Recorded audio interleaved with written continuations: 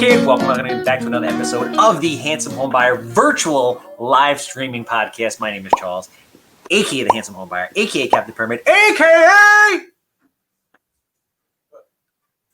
forget it, El Judío Maravilloso. Obviously, if you have a house that smells like cat pee, is dated from the 1960s, 6 inches of mold on the wall, human waste floating past the basement steps, land, commercial property, anything real estate related, I'm quick, I'm easy. Lord knows I'm a good time. I want to buy it. 516-777 sold. Huge new thing I'm doing. Exclusive access anywhere in the country, anywhere in the world, especially in New York. You have absolutely no excuse. If you are interested in real estate in any capacity and you want to learn, I have a text platform. I'm going to run that baby right across the bottom. There we go. I love modern technology. Text me on my new text platform, 516-871-3511. You get exclusive access to me. Ask any questions you want about investing, multifamily, development, whatever I know, I'm willing to share with you, and you guys are going to know. Today's guest, awesome guy. About a year, I've only talked to him literally for like 4 minutes, and I already love him. You know, you have one of these like things where you meet people, and you just kind of feel that they're like good people, they're wholesome, they want to help, and it's going to be a dynamite podcast. This gentleman is a legend, been in the business for 37 years, full-time, Southern gentleman. But before we go there, you know who also is a Southern gentleman? Mark, you know who's a Southern gentleman? No. You're on the podcast right now. Captain Permit, 516-513-8838. If you need plans, if you need permits, if you need anything permit related, tip to tip, and by that I mean from Elmont to Montauk, we got you. We have the most capable, I would dare say, best looking permit crew in the business. 516-513-8838. Okay, back to today's guest. This gentleman, Southern gentleman, has a voice that I literally would give my left arm for. He's built over 500 houses in his professional career, which is 37 years full-time. He is 65 years old and still pushing the limits with social media. He's out there, he's working every day. And most importantly, he obviously has an amazing heart. He's out there educating people on his Instagram. I'm going to drop that later on. You guys should definitely check him out. Been in construction his whole life. He owns 120 single family rentals. And we're going to get into that with him because there's a big debate out there. A lot of people say, you know, single family, and no, you want multifamily, but I would argue, and I've been trained, and I'm pretty sure that this gentleman is going to second and third that single family homes is the most profitable investment property out there with the most flexibility. He's from Tuscaloosa, Alabama, Rick Jarman. Yo! Hello, Charles. How you doing, buddy? Did you get to hear any of that rant or no? I heard it all. I was impressed. You know, if I wasn't already here, I'd buy a ticket to be here. I always aim to under-promise and over-deliver, sir. So I have very high hopes for you. I really appreciate you doing this. This has been a long time coming, and the fans, our mutual fans on Instagram, demanded this. They literally sent me a DM and they were like, this is the guy. He's got to be on here. Look at him. And I think they're right. So thank you. Well, hey, I've been looking forward to it. Absolutely. So, I mean, you've pretty much done everything. Just for the people at home, give me a little bit of a background about, you know, where you are, where you come from, you know, and ultimately how you got into real estate. Okay. I know you're 65, but you've been in the game for a very, very, very long time. So please give us a little bit of background so people can. Well, you know, it's about 47 years worth to condense down, but I'll do my best. Jesus. When I was 3 years old, my dad had a complete mental breakdown. He was a World War II veteran, and he was in the VA hospital till I was 15. I got married at 18. I'll be married 48 years this coming June. Wait, hold on. I got to stop you there for a second. What is the secret to being married for 47 years? Well, you know, I tell folks I've been married almost 48 years and happy about 35. No, that's not bad. Even that's not bad. No, the secret, I tell them, is never take it for granted. You've got to work on it every day. Wow. And not be a quitter. It's just like this business. You can't be a quitter. You know, a lot of times it's easier to throw your hands up and walk away. No, great advice. But anyway, my dad, like I said, he got sick, and when he got sick, this is 1958, and back then, the mamas most of the time didn't work, so my mother was a stay-home mom, didn't have a car, didn't know how to drive, didn't have a job, and we ended up being homeless for like 9 months to a year. Wow.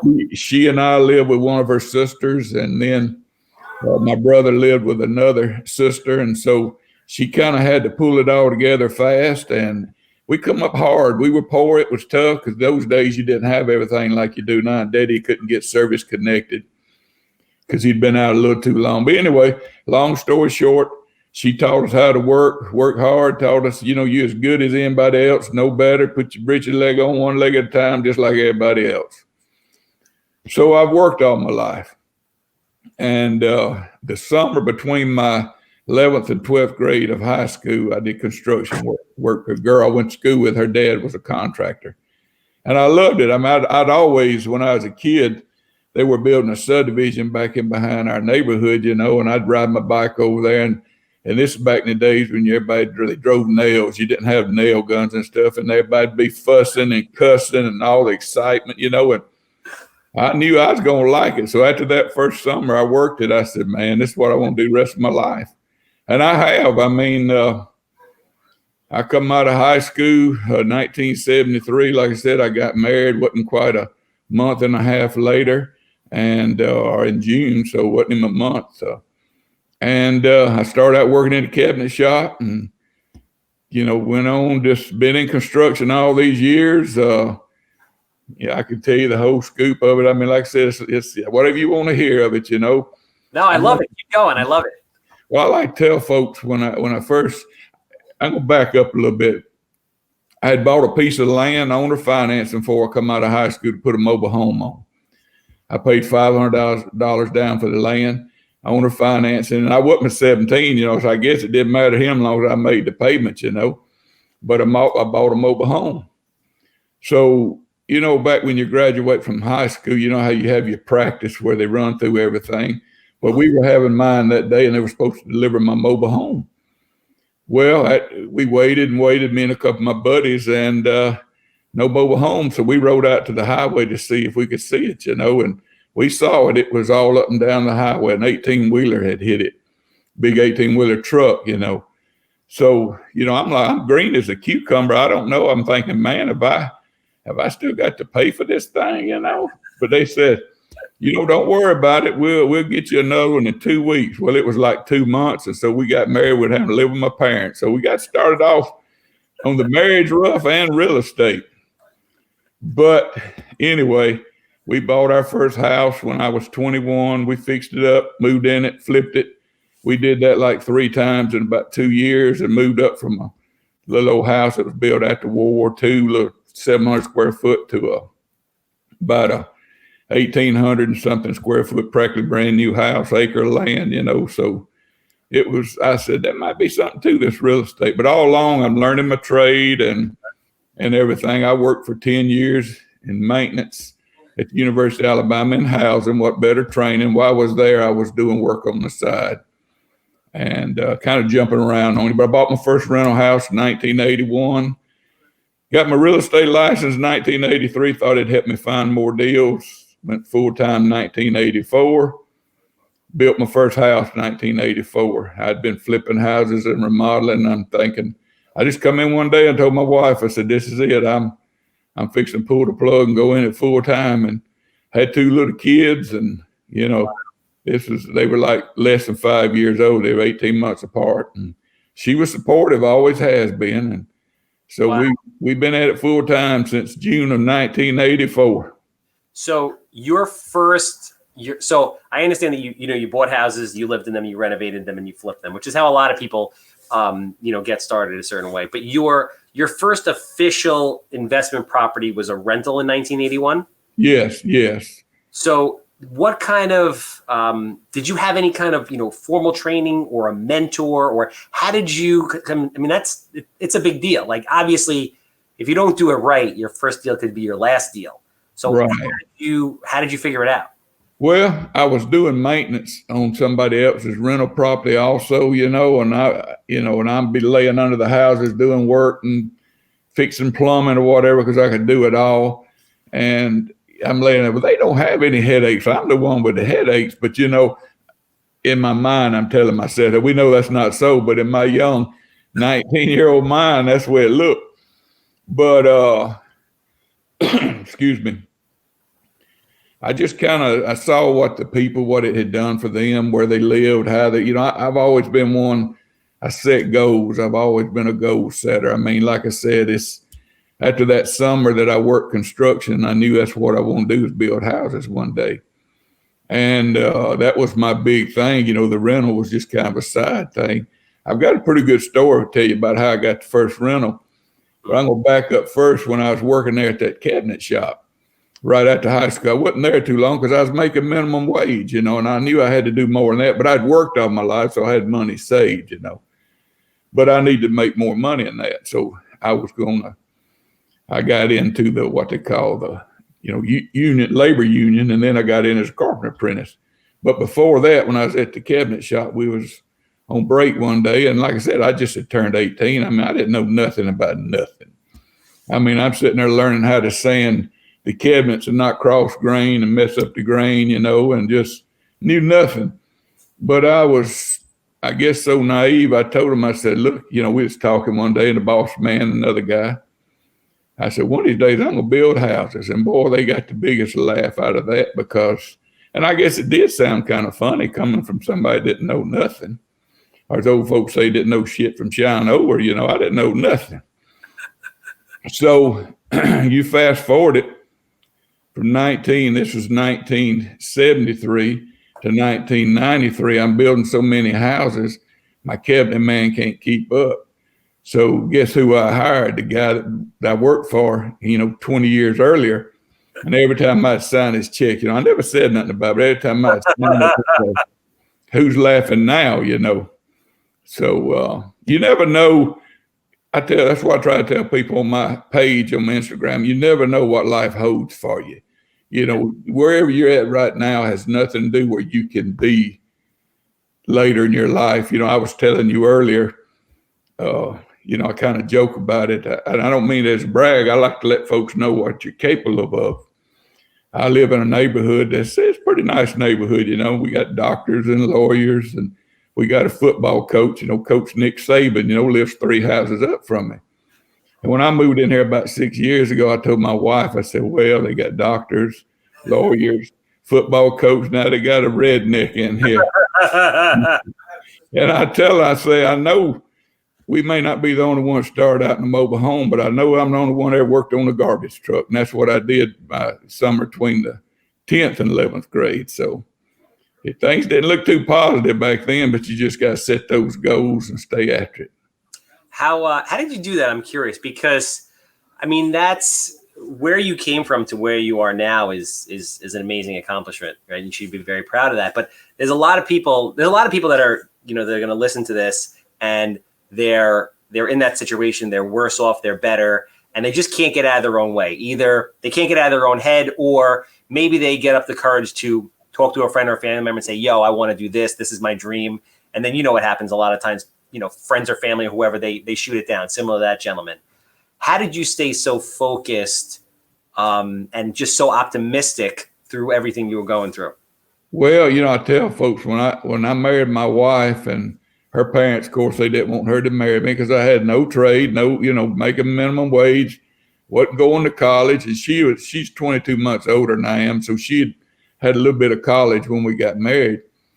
And, I probably wouldn't want me to marry her. If my daughter wouldn't want to marry me either, I mean, it didn't look like my wife. I always tell folks she must have saw something in me that maybe only my mama saw. Your mamas, they see the best in you all the time, But to answer your question, I don't know, I just wanted things. You know what I mean? I come up really poor, and I didn't have enough sense to know if somebody else can do it, I can do a little bit of it, and I'm a goal setter. And I don't want to talk about another podcast while I'm on your podcast, but when I first got on Instagram, I set a goal. I want to be on the Bigger Pockets podcast. There you go. Well, I did an episode 393.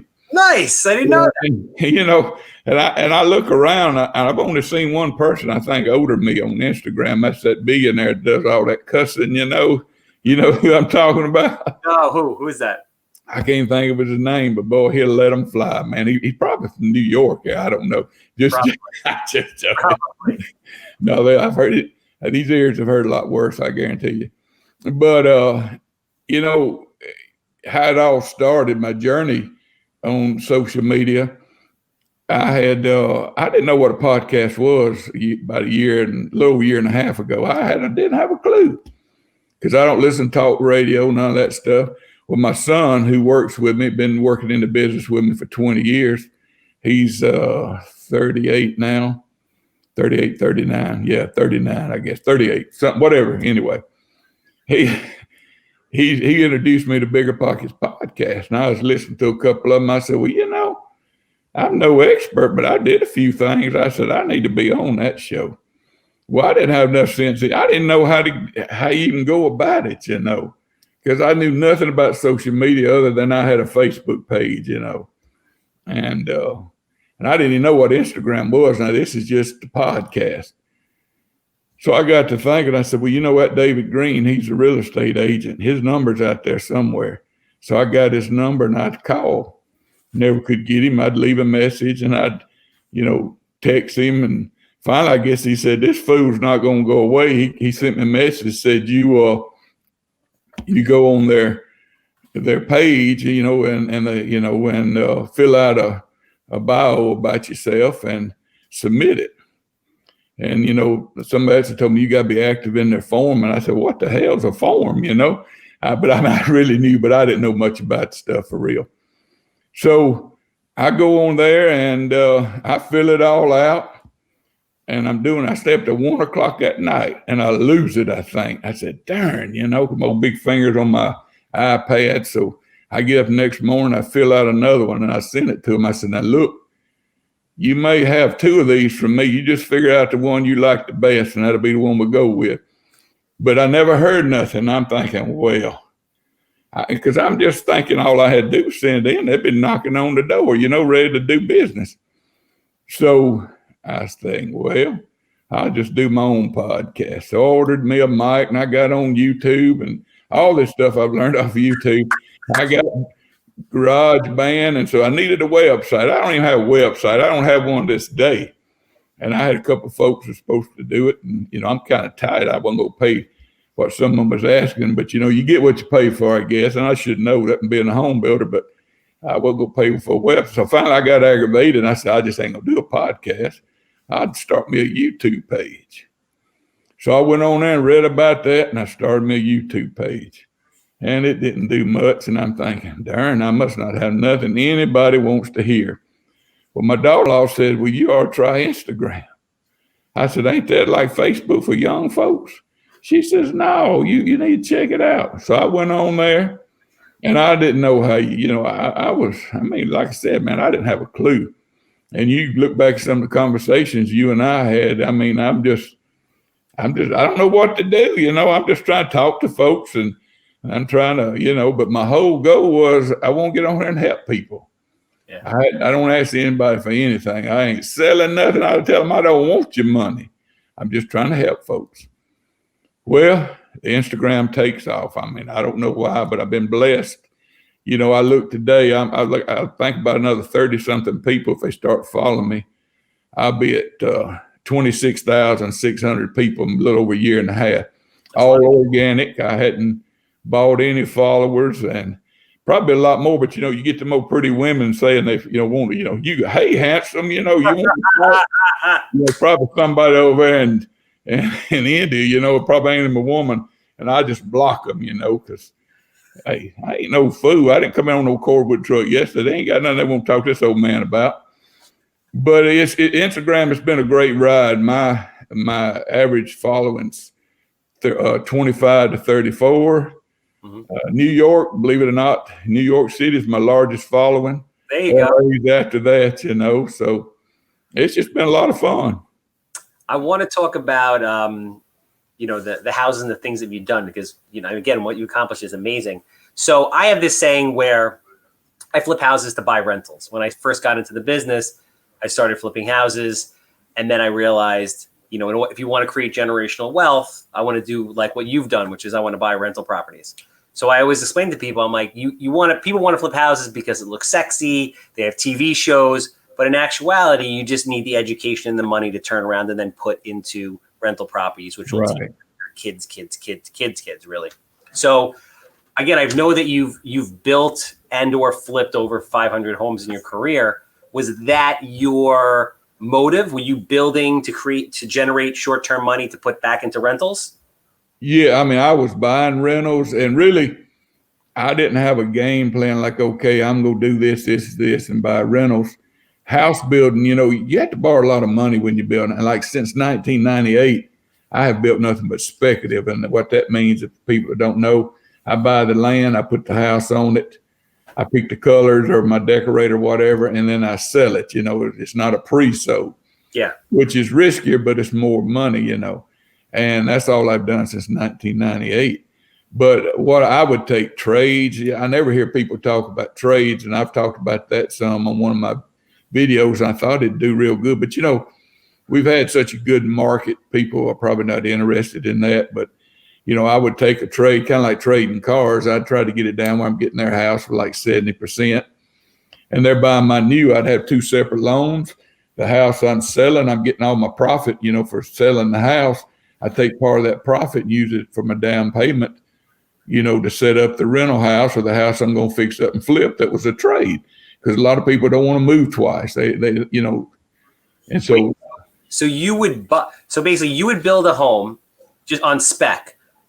Someone would come there, say, I like this house. You'd ask them if they had their own house. You would then sell them your new house and then buy their house and either flip it or turn it into a rental. Right. Each one was contingent on the other one happening, two separate contracts. Yeah. And a lot of times I'd be buying it in a different company, not my construction company.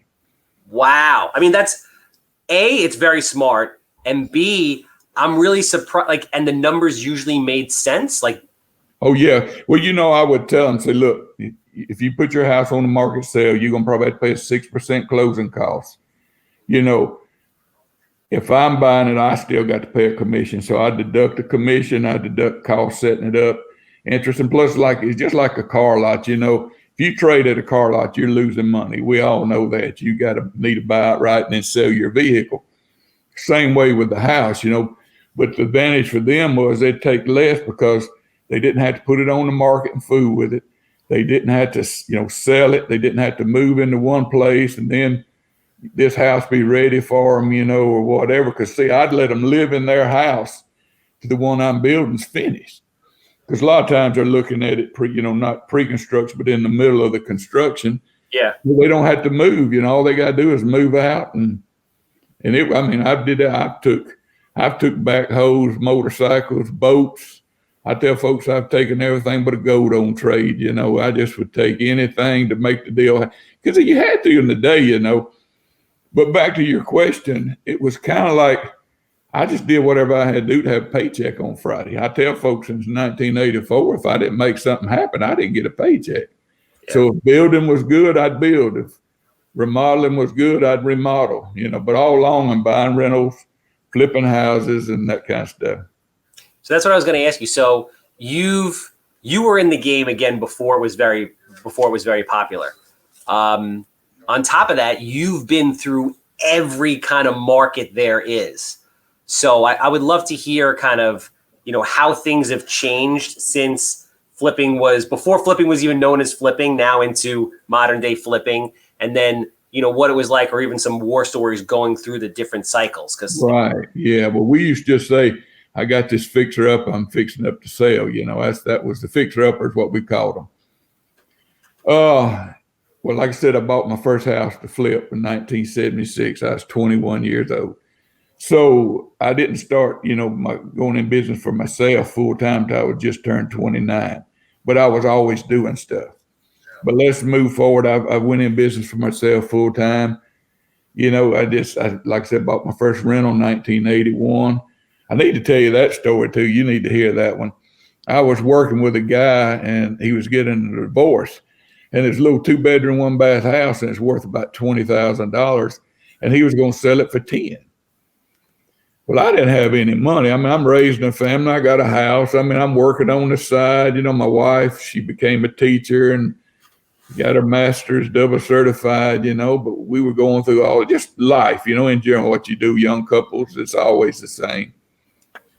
So I went to my credit union. I said, look, I found this house. It's a deal. And they said, well, I tell you what, we'll loan you the money to buy it to $10,000, but you'll have to pay the closing costs and the remodeling money out of pocket.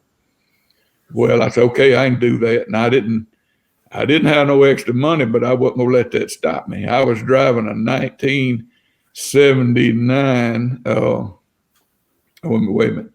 This was 81. I was driving a 1979 Ford Ranger XLT truck. I mean, it was nice, you know, nice truck. I had, you know, it was about paid for, so I could sell this truck and get my money out of that, you know. So I sold the truck. I went to a car lot and they had a 1969 Plymouth station wagon. The tailgate folded down like a truck. I said, well, I can work out of this, you know. It had a loan value of $1,200 and I was buying it for $600. So the credit union loaned me $1,200 to buy the car. So I had an extra $600 left over. I sold my truck. I had that money. I got 100% financing on the house, and that was the start of my rentals. Oh man, I love it. I love it. So what was it like? Like obviously now there's technology, you look things up online, there's social media. What was the acquisition process? Like is it very different from what you do now? Like how would you go out there and find deals when you were coming up? I do a lot of driving for dollars, and I get a lot of things pitched to me, you know, because I'm a real estate broker. Mm-hmm. I've been a broker since 1986. When I started building, I had to sell for somebody else full-time 2 years before I could get my broker's license in Alabama.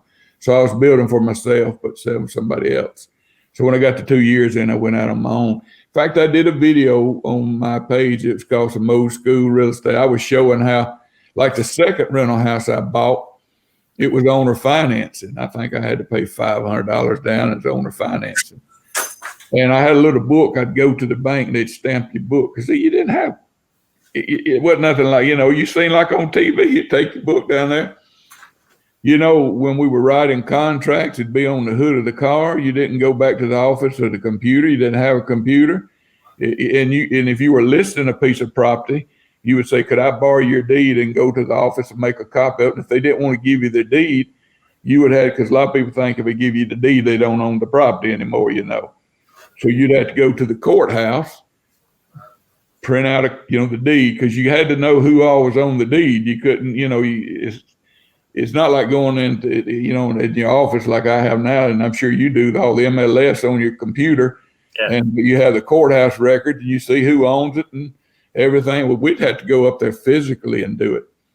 So I caught the tail end of the old stuff, and it's been a lot of changes. But it's all, I tell folks, one thing never changes, that need for housing. You go rent or buy or live under the bridge, and only so many can live under that bridge. 100%. So, what was I just saying? So talk to me about, you said you got a little bit into commercial stuff as well. You've branched out a little bit, some commercial or no? Yeah, I did. I own a couple pieces of commercial now, but it's just like offices, houses that turned into offices, Mm-hmm. I dealt with some multifamily. I like single family. I did enough to know I didn't like it. I once had a 10-unit complex, a 16-unit, and a 5-plex. I just found I like single family better, But I guess I didn't answer your question. And I did a video on this. I've been through 6 recessions, counting this one since I come out of high school. Yes. The first one I didn't really feel because I was just working for somebody else. But I did feel, we had lines, they had rationing gas, and you'd have to hope we had a gas embargo. And you had to hope you could get enough gas to get to work next day. So I felt that. That was in 73. And on this video of mine, I go through and tell them every year how long the recession was and everything, And I tell people, go online, look at the history of interest rates and stuff too. I did that from the time. I've seen a time when 11 3/4 fixed was the best you could get, and that was camping out all night to get a government bond issue. 12 adjustable was your normal loan. Now here it is, all these great rates. But anyway, I've been in for business through 4 of the 6 recessions. So 2008 didn't hurt me because I had learned a lot of lessons in the late 90s. Nobody ever talks about this, but we went through a situation where we had the savings and loan crisis, and a lot of people got caught. President Trump, this the same time he got in trouble with real estate. I got in trouble. I basically had to sell all my rentals off. What my rentals didn't get me in trouble. It was the building and got caught. Building's a risky business. That's why I tell folks flipping houses is like on vacation. But anyway, I basically had to start over. I went to that bar millions of dollars and couldn't get a $19 pager in my name. Wow. And I was 43 years old, having to kick it in high gear again. I actually went back, put my nail apron on, and started back like when I started out till I could get regrouped. Wait, so just to highlight that so people get it, you bought your first house at 21. You built it up, and at 43 in the savings and loan crisis, you basically lost it all and started from nothing. Yeah. All over again. All over. How did you handle that emotionally? Well, I'll tell you this. This was in 1998, and there were 3 other builders in my town that committed suicide during this time. It's so sad. I mean, it was tough. And I'm thinking, I look back at one of them, he had a son the same age as my son. And I think, however my son was old in that time, I'm thinking that young man would have rather had his daddy and lived in wherever he had to live, a mobile home, a ragged out mobile home, apartment or whatever, and go through that. But some people just can't deal with it. I tell folks sometimes, don't mean it joking, but I think sometimes when you come from money, it's harder when you lose it. When you start out and you don't, I guess it was so tough when I was growing up, everything, I felt like I'm just a positive person, You quit, it's over with. You just don't quit. Like I said, I went in business in 1984 full time. Well, when I was 29, by the time I was 33, I was a millionaire, and that's when, and then to go from that 10 years later, you had to start over. And I see people on here now on Instagram and everywhere, you think about this, they've all come in right after the recession. They reaped what people had lost from 2008. It lasted basically a little over a year and a half. So, but to say 2010, a lot of them got in 11, 12 when all the dust started clearing. Yeah. Well, I hate to say it, but right now, a blind man could do it. It's that easy right now, You know it. Now, the interest rates, they fuss when it gets up to 3.5, Well, a lot of those deals came about from people that lost their stuff. But I learned a lot of lessons in the late 90s. And so when 2008 hit, I basically could pull back. In fact, I hadn't built probably 15 houses since 2008. I could live off my rentals, because I'd got to that point. Now, my son he had to have a job, and his wife had just finished University of Alabama in interior design.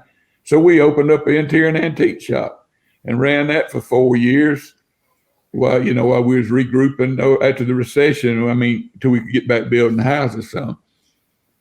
But I tell you another little story in here now. I know I'm all over the place, and this is a lot telling for 47 years. The recession was 2008. Yes. I was president of our Home Builders Association in 2009, the worst year you could be. So we pulled back. We wasn't building any, because you couldn't. I got a real estate agent that's been with me 18 years. She had to go, and she was like in the top 10 when the recession hit, the Great Recession. And she had to take a job as a dental assistant. If you was in a real estate business, then the banks were not loaning. You could have property paid for, and you couldn't even refinance it. It was tough. But we were okay because, like I said, I done learned what to do and not to do 10 years earlier. And so anyway, I'm president of the home builders, and I'm telling, we have, the home builders, you have bankers and everybody will come to your socials that you have once a month. Everybody networking, trying to get business. None of the bankers were coming. Nobody would come. At our awards banquet, I said, look around. There's not one banker in here except for one. That was the secretary. Yeah, I mean, they just, I told my son this when he was young. I said, now, son, because I'd seen this, I said, things is good. Everybody's patting you on the back. You let it get tough. I said, they'll cut your nuts and run. And that's basically what happened. They shut the doors. They wasn't loaning money. It is just how it turned out.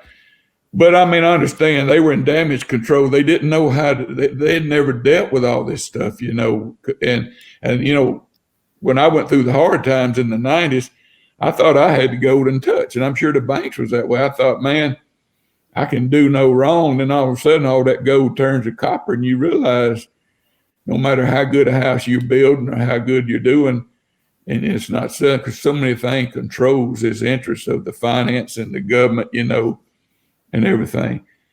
So we made it through the recession fine. And actually, I tell folks, I had some private money lenders I worked with. And right after the recession, I was able to increase my net worth by $2 million, buying up stuff that I knew didn't fit my criteria to keep, but I could sell it and flip it afterwards, and we did real good because like everybody else, I was able to come in and buy stuff. But the recession was in 2008, lasted roughly less than 2 years. If you go online and look, you want to hear another setback. 2011, we had the worst tornado in Alabama history here in Tuscaloosa.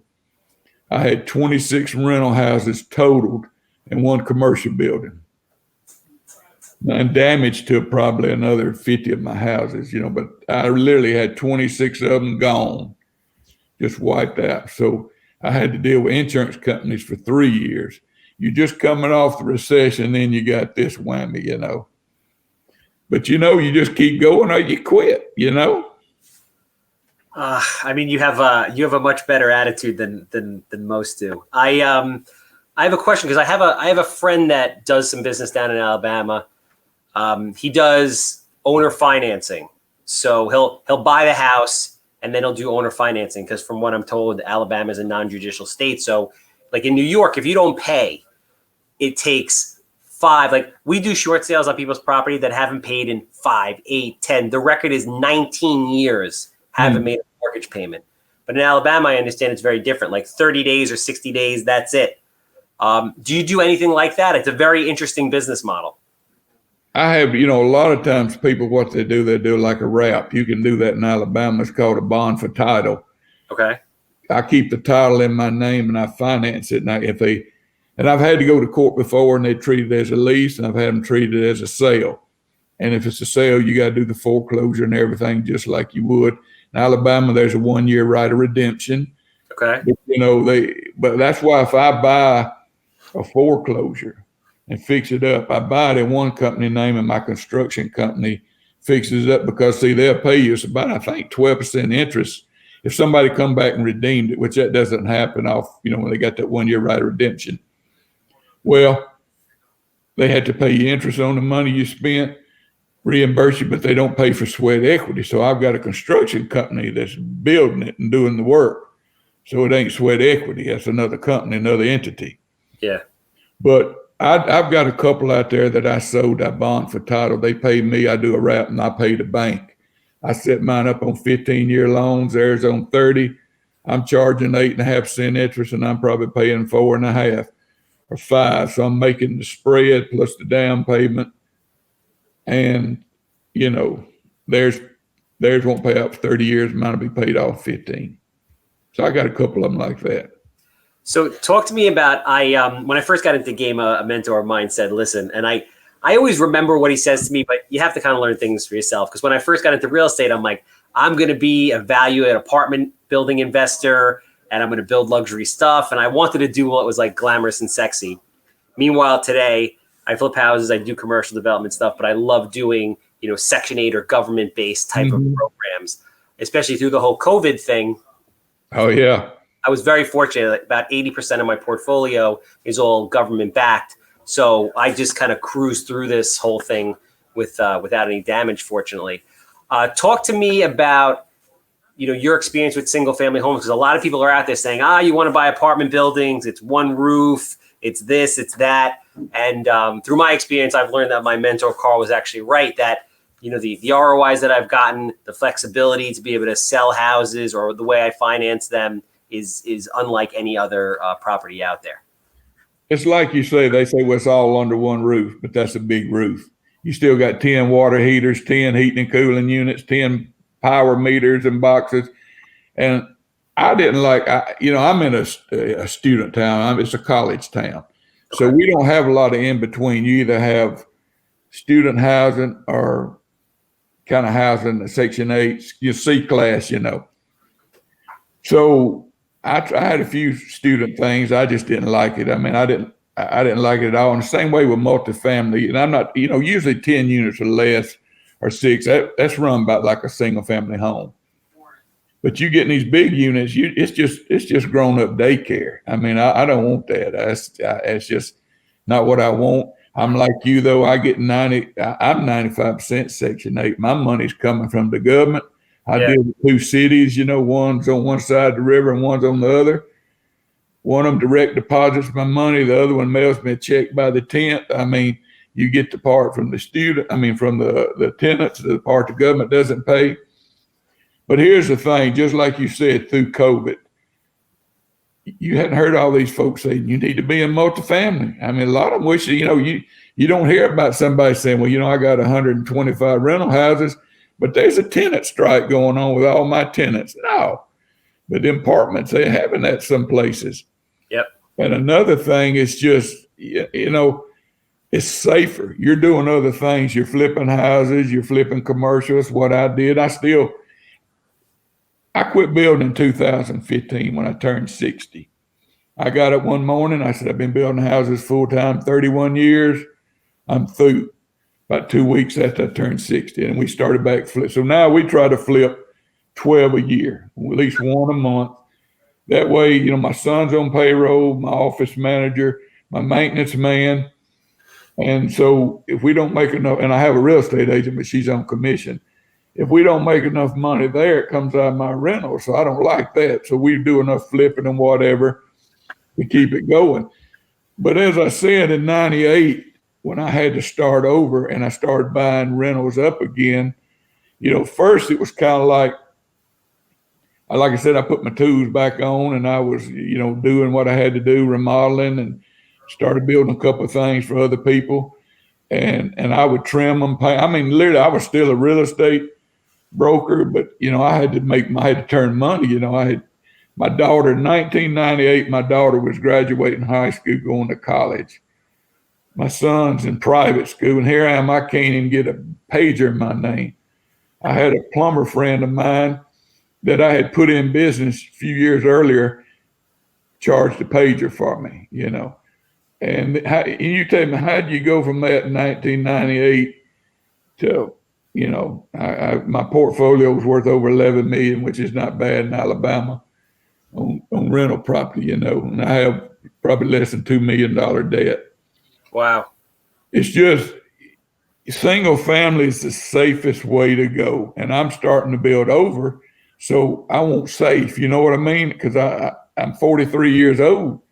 I don't have time for another mistake. I got to play it safe. It's safer. And it's like this.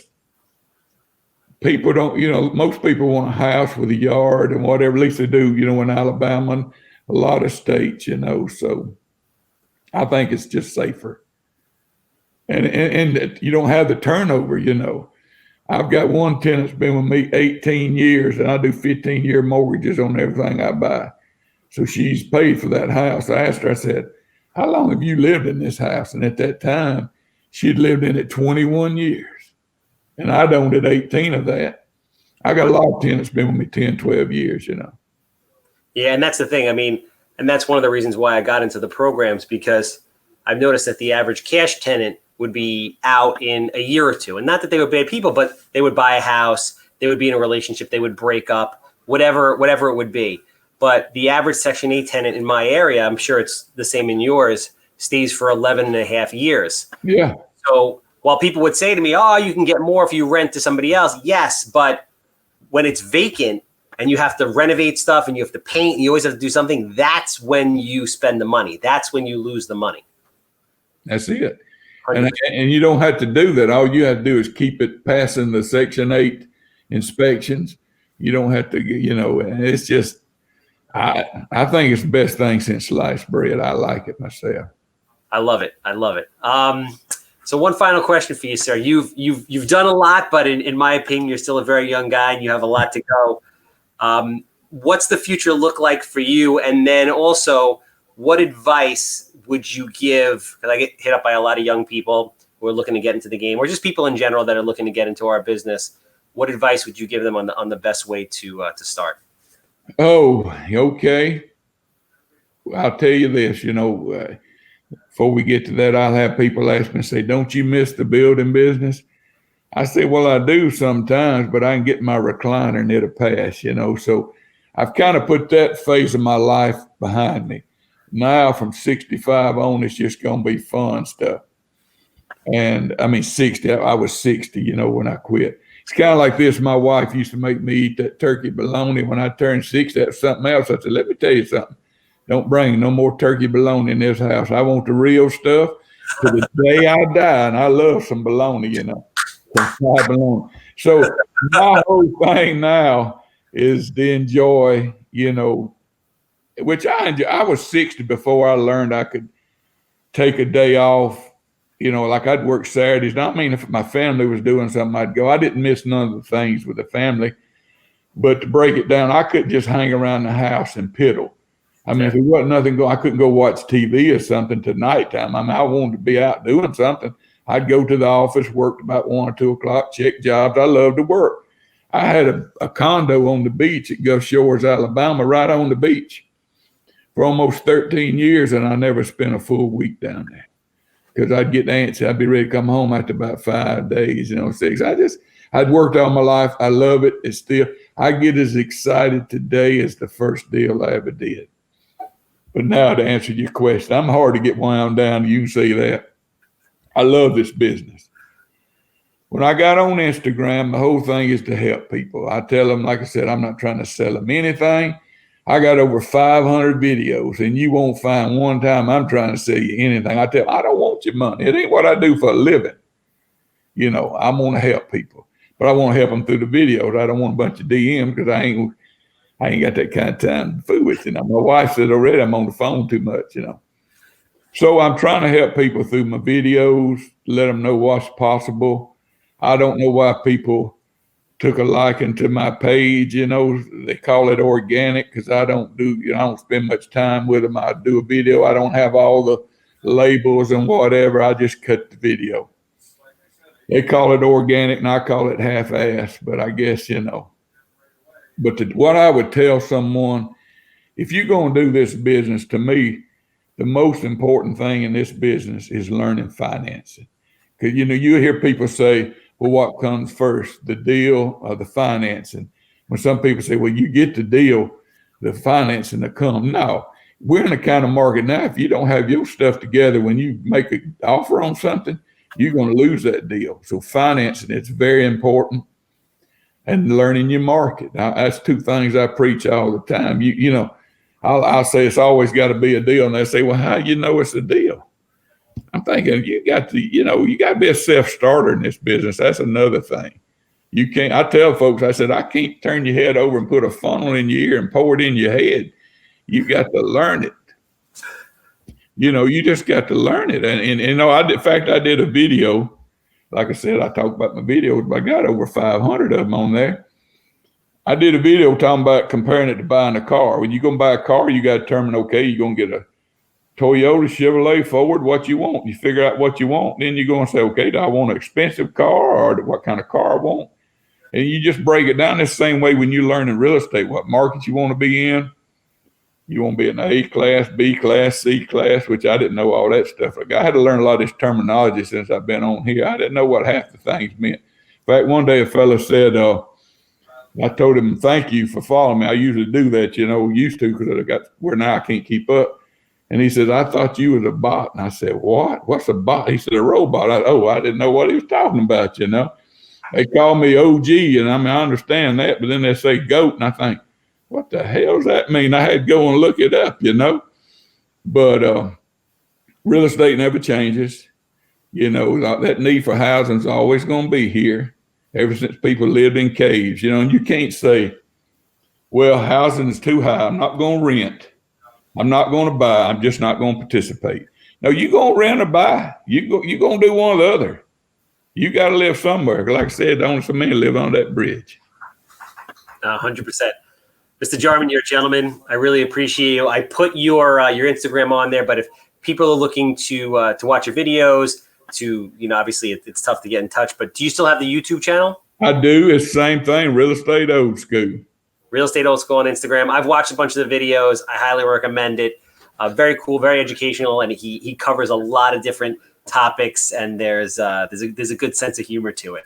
I try to entertain folks. I tell them the hardest part, you know, I had a buddy of mine out in LA that I've gotten to know on here said, you gonna run out of things to talk about. I said, man, I ain't even got started on construction. But coming up with a different title, that's the hard part. I can talk about whatever you want to talk about, but I got to look at one day and I done labeled some of them the same thing, but you know, it is what it is. No, I appreciate you, sir. Thank you very much. And honestly, anybody out there on Long Island or the 5 boroughs, if you have a house that smells like cat pee, is dated from the 1960s, 6 inches of mold, property, commercial property, land, notes, I don't care. I'm here. I'm the Handsome Homebuyer. I want to buy it. 516-777 sold. That's a wrap.